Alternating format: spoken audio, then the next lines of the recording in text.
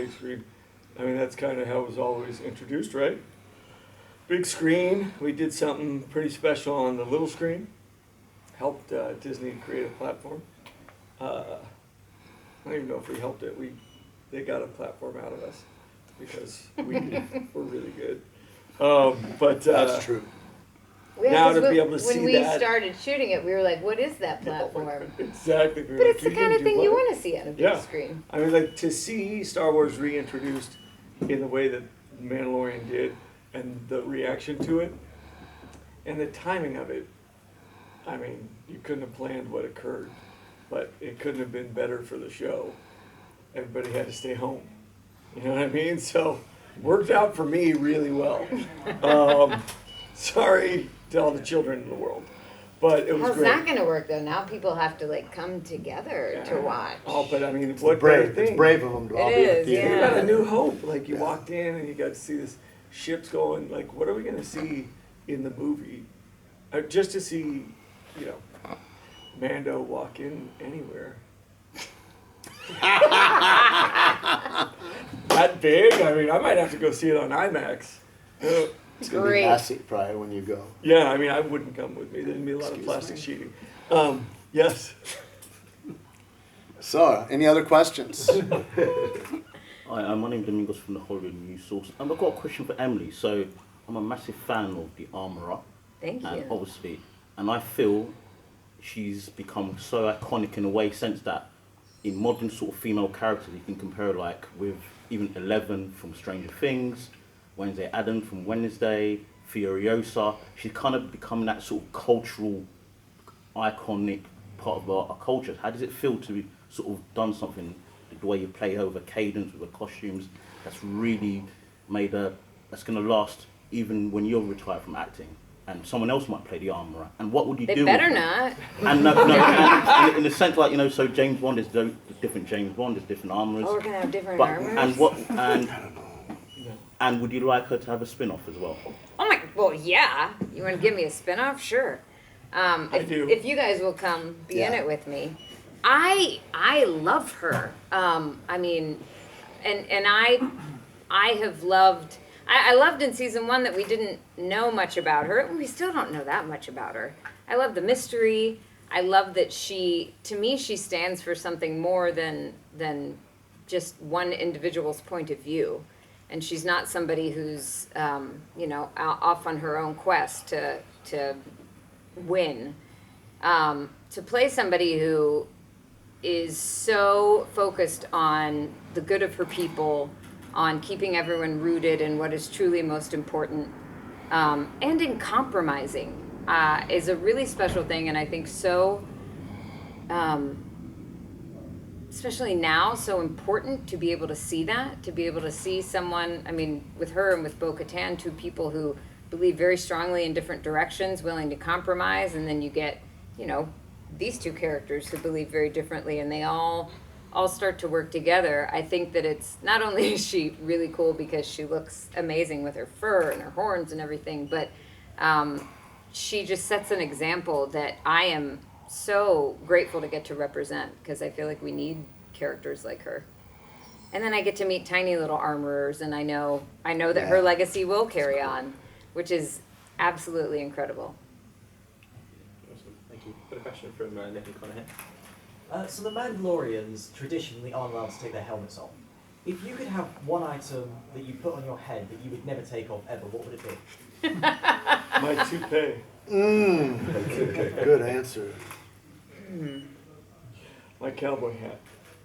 Yeah, I mean, that's awesome, to be fair. It's a very cool cowboy hat. Thank you. It's all right. The armor's gonna always put got on- something to From say. that cowboy You're hat was okay, from the Rio Mando, Bravo. but can you go bring him and finish your mission? There's always judgment for you. You're just projecting. A little more maturity. I'm trying to think of what I would never take off of my head. There's nothing that I don't want to ever take off. I don't know. How about you? What do you think? If I had a Mandalorian helmet, I would never take it off anyway. Oh, you would So change your mind. You'd be so hungry. I would, You'd be so hungry. Yeah. I've eaten during the season. You would get tired of I've it. You'd get eaten tired of red running into vines, things. bananas. I mean, You've wouldn't done be hungry. filming from I don't inside think I'd there? be tired. Just a lot of padding in there, sleep or standing. Yeah. Yeah. Fine, you're right there. True. I mean, you never have to worry about what you look like when you're wearing one of those, which is a relief. Yeah. Yeah. Yeah. You can blink during photo shoots. It's great. It's really nice. Awesome. Any questions? Think you told yours? Oh yeah. I love the fact we just glossed over the fact you just admitted you eat red vines in the middle of the Mandalorian. I can tell you what scenes Go that on. you watched. Which scenes? Nah, No. I'm not gonna. I can tell you that I might have fallen asleep in a scene. Yep. Two other people were in a vehicle with me in season 1, and they said, we want you to be really still. Really just let these two go at it.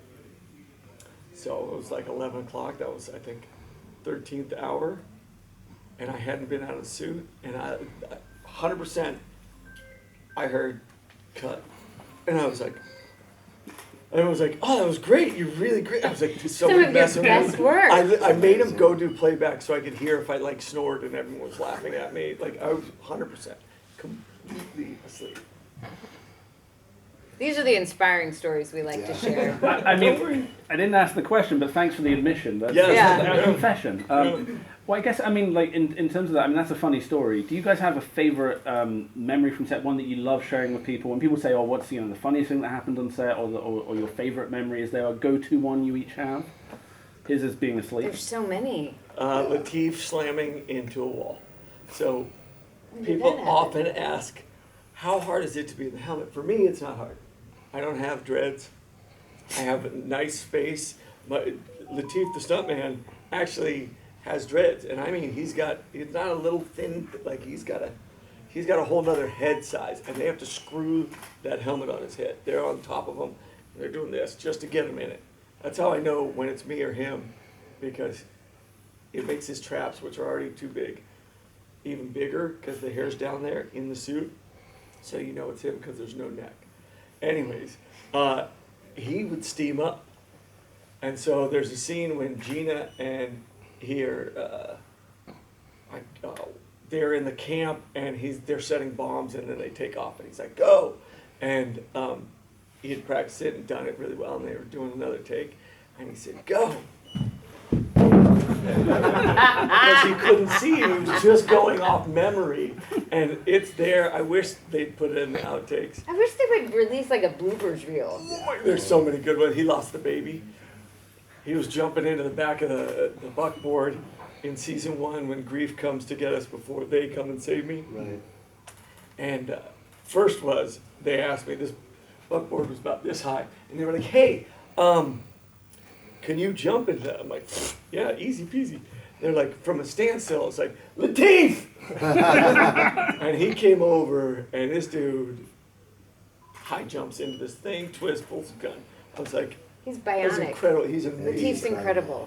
But there is video of him jumping, and he's supposed to have the kid in his hand, and off the kid goes, and you just see it going, and you hear him go, I lost the kid, and it's so good. Oh my God. When he hits the ramp in Boba Fett, Yeah, and catches the football throw. Yes! How many times? Phenomenal. Yeah. Yeah, what an athlete. Yeah, unreal. Favorite memories. I mean, it was just so. I remember being so nervous at the beginning and wanting to do, wanting to really, hoping that we were capturing the right movement and the right feeling, and everyone was taking it so seriously, and we were all very committed, which made it all the more ridiculous when I don't know how many times we would just bonk helmets, people running into each other. And that's why I want them to release some footage of all of this. So so fun. you could have an entire Three Stooges episode. And I mean, think it would be pretty It's good. true. like the troopers too, like they probably had more moments Oh, running God. through the hallways Yeah, where somebody tremendous. just miss a beat and you just like can't be here, people be going by, and then guys slide through. And you're like, what the hell happened there? You can't see down, Face so plants, you you run catch a into wire things. or something, you're on your face. Kaboom! Totally. Yeah, good stuff. I think, I don't know, my favorite scene is probably the